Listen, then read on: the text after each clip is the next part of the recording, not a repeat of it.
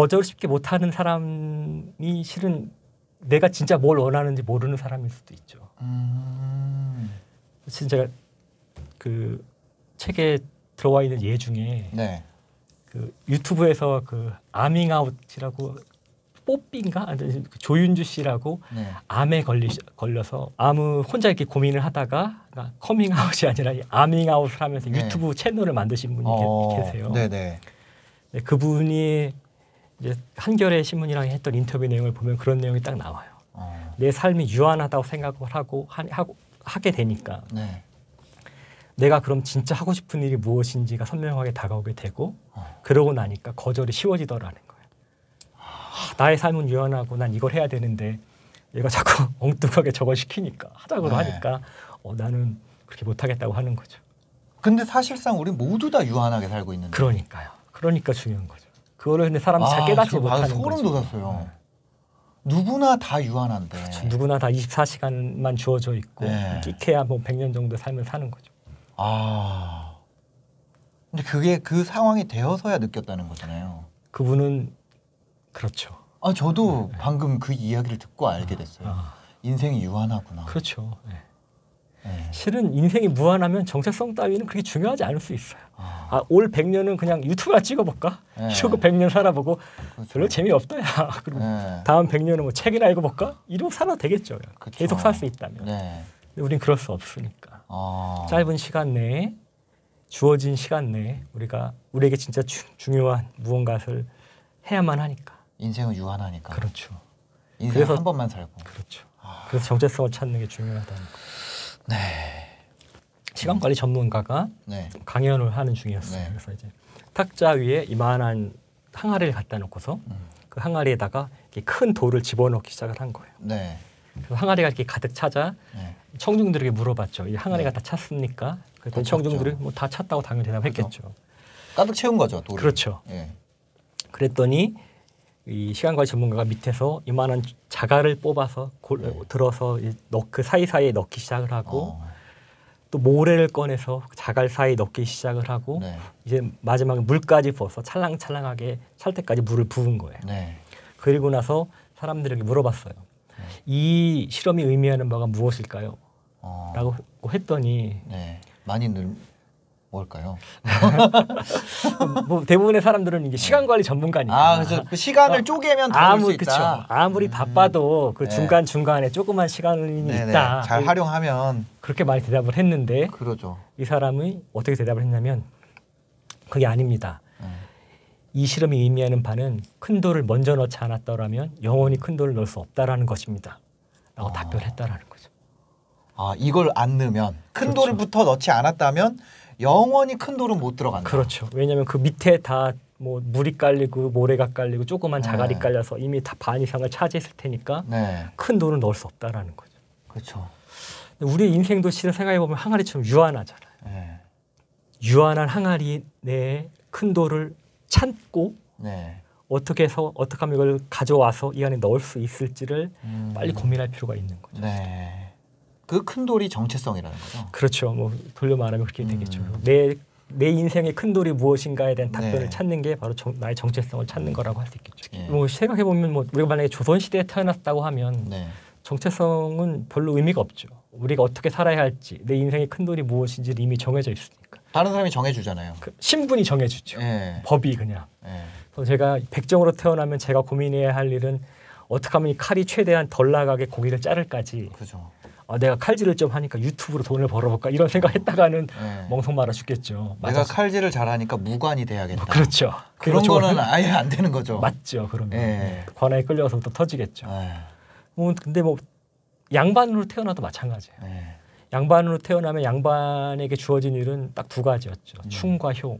나라에 충성하고 부모 효도하는 거. 갑자기 요리를 해야겠다 이런 거를 하는. 그렇죠. 나는 양반이 싫고 요리를 하고 싶고 이러면은 큰일이 나는 거죠. 근데 우리나라의 경우에 이제 산업화와 민주화가 이루어지면서 더 이상 신분에 의해서 내 삶이 내 정체성이 결정지어지는 시대는 끝났죠. 근데 뭐 경제가 막 발전하던 7, 80년대만 해도 그래도 정체성이 없어도 그래도 먹고 살 수 있었던 것 같아요. 왜냐하면 그냥 적당히 공부해서 네. 적당히 대학 가서 네. 적당히 기업에 들어가면 정년까지 했었으니까. 네. 지금 우리가 사는 이 시기는 지금 유망하다는 이 직업이 20년 후에도 유망할까가 아니라 네. 20년에서 있을까 이 직업이? 그죠.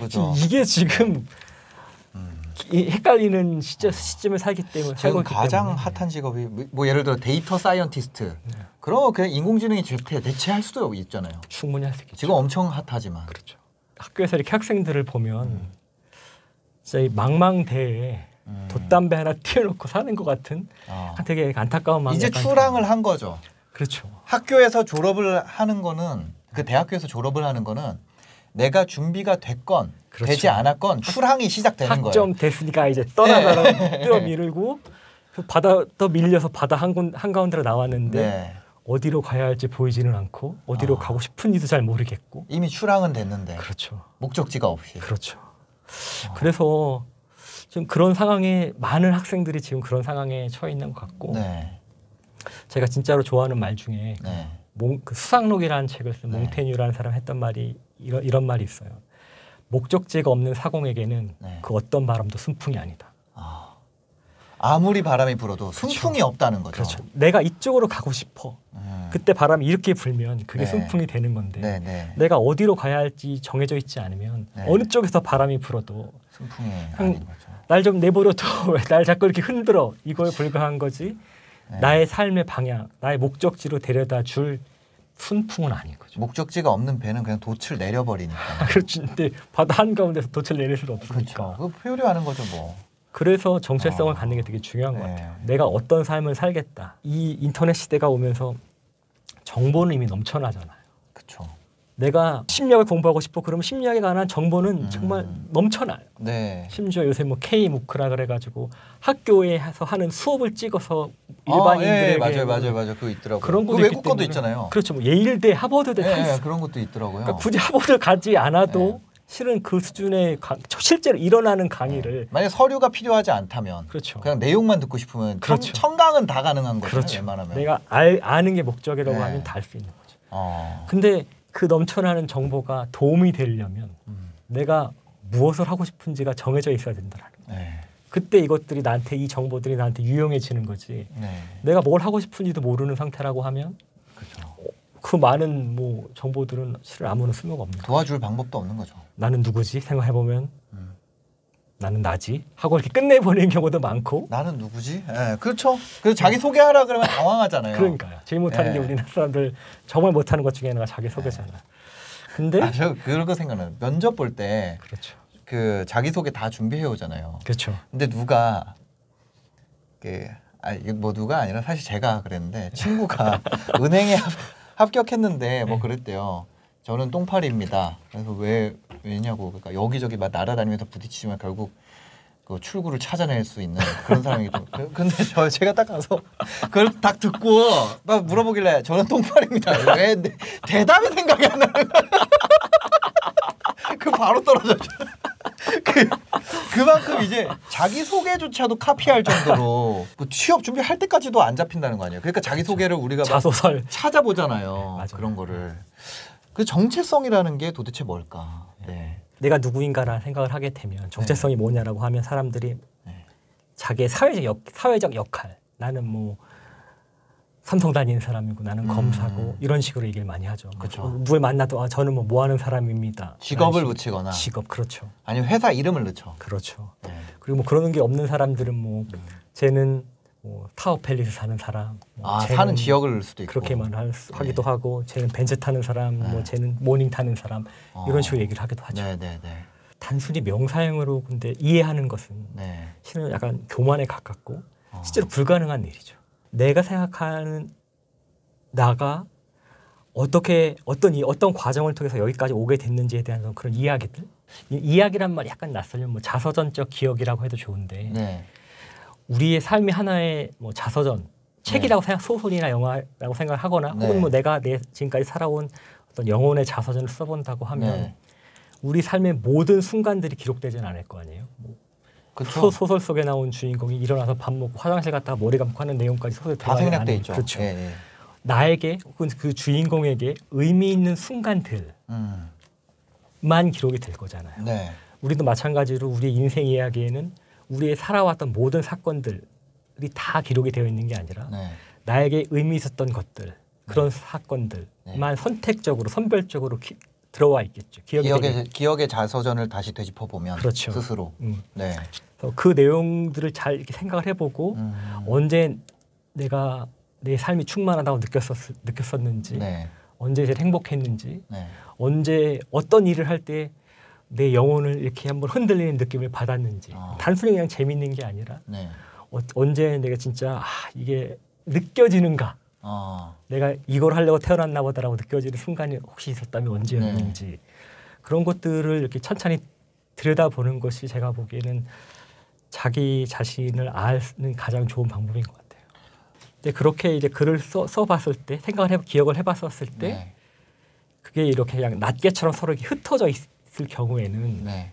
아직 정체성이 이렇게 좀 높은 수준으로 이루어졌다 보기는 어렵고, 그렇게 막 글을 쓰다 보니까 굳이 점수를 매기지 않아도 네. 글을 쓰다 보니까 저절로 이렇게 뭔가 하나의 뭔가 이렇게 통합되는 느낌이 들고, 네. 내 이 전체적인 이 내 나라는 소설, 내 자서전의 주제가 뭔지 알 수 있을 것 같고. 0점이 잡혀 있는 순간. 그렇지. 네. 좋은 표현이네요. 네. 그거죠. 그 순간들에 그게 딱 그 주제를 중심으로 나의 과거의 기억들이, 나의 인생 이야기들이 이렇게 잘 조화롭게 뭉쳐져 있을 때 정체성이 잘 형성되어 있다고 말할 수가 있겠죠. 정체성이 좀 형성이 안 되어 있으면 좀 클리크 조정을 해야 되고. 그렇죠.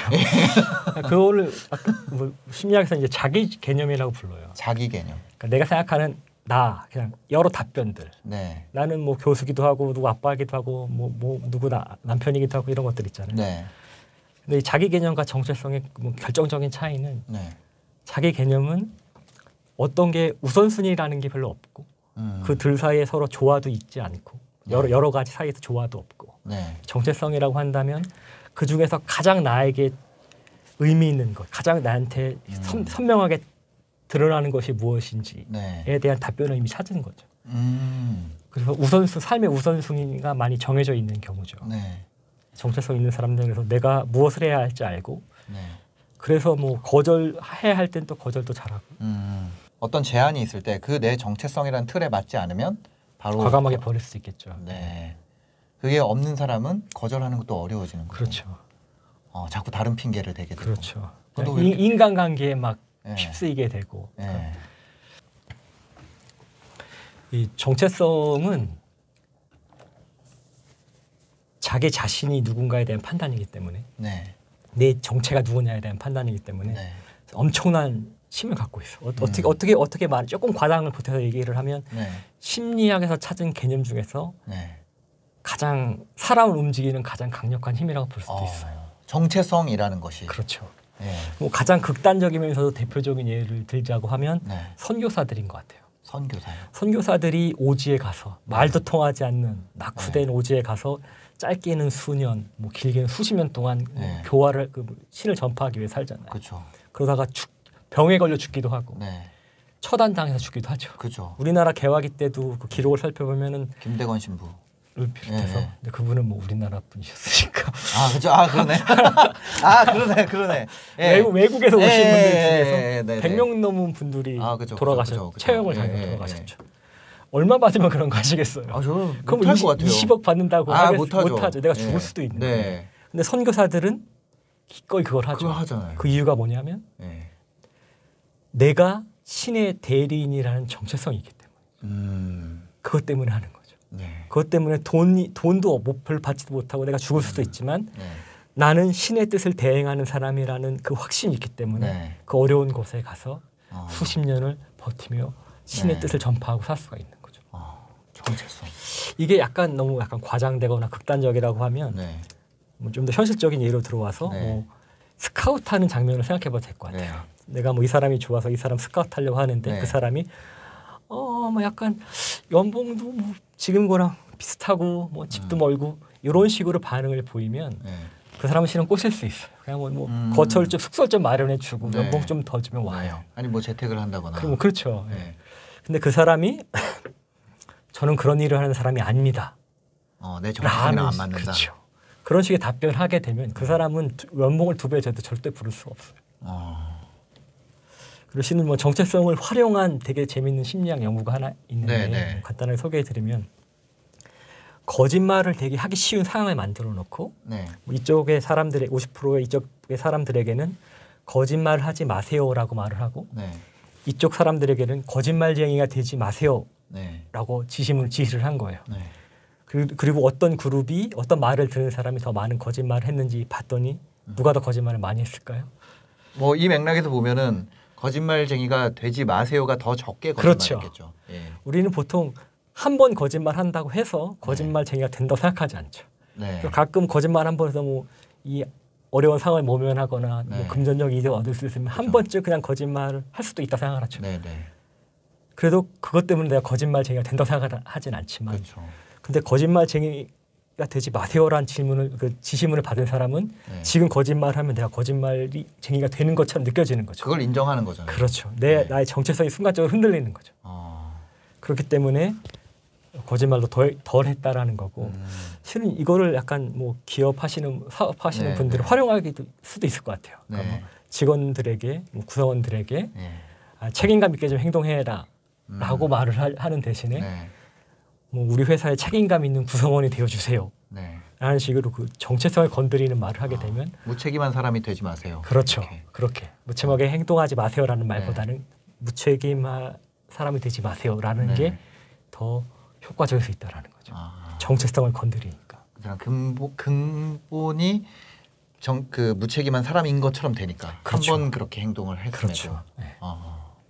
그 네. 행동이 내가 누구인지를 규정해 버리니까. 네. 그런 점에서 이 정체성이라는 것은 어떤 사람을 움직이는 아주 강력한 힘이 될 수 있다는 네. 거죠.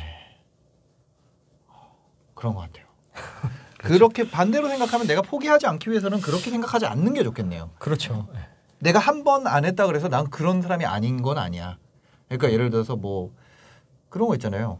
담배 끊기 이런 거. 담배를 계속 끊다가 한 번 폈다 그래서 내가 흡연자 되는 건 아니야. 그거는 연구를 해볼 만한 주제인데 흡연하지 마세요라는 것과 예. 흡연가가 되지 마세요라는 네.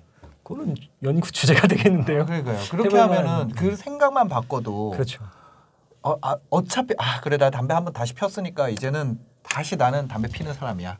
이거보다 나는 담배를 한번 펴본 사람이야가 되는 게 정체성이 안 바뀌니까. 그렇죠.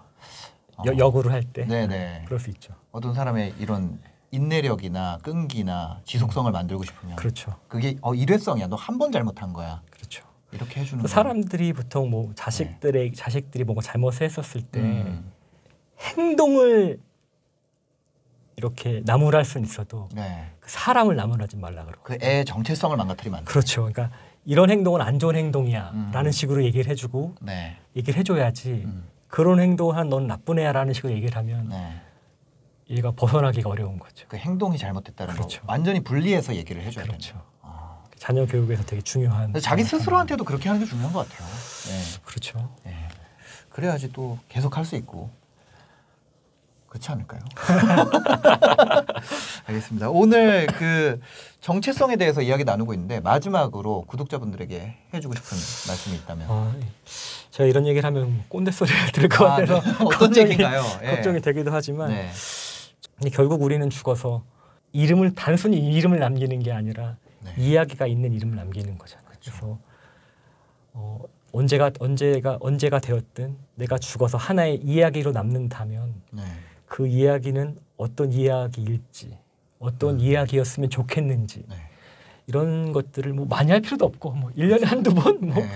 그때 1년에 한두 번씩 이런 생각들을 하면서 살게 되면 훨씬 더 의미 있고 충만한 행복한 네. 삶을 살 수 있지 않을까라고 생각을 하고 이 방송을 보시는 모든 분들의 삶에 네. 좋은 좋은 이야기가 가득하기를 바랍니다. 맞습니다. 인생은 유한합니다. 맞아요. 저는 그걸 까먹고 살았네요. 진짜. 삶이 유한하다라는 거를 왜 까먹고 사는지 좀 무한히 살 것처럼. 그러게 말이에요. 네. 그렇죠. 내 정체성에 맞는 일에 먼저 더 집중하고. 삶의 유한성만 실은 깨달아도 네. 무엇을 먼저 해야 될지를 생각할 수 있게 되죠. 네. 많은 맞아요. 경우에. 오늘 좋은 이야기 나눠주셔서 감사합니다. 불러주셔서 감사합니다. 오늘 영상 보시고 도움이 되셨다면 좋아요와 댓글까지 부탁드리겠습니다. 영상 봐주셔서 감사합니다. 행복한 하루 되세요.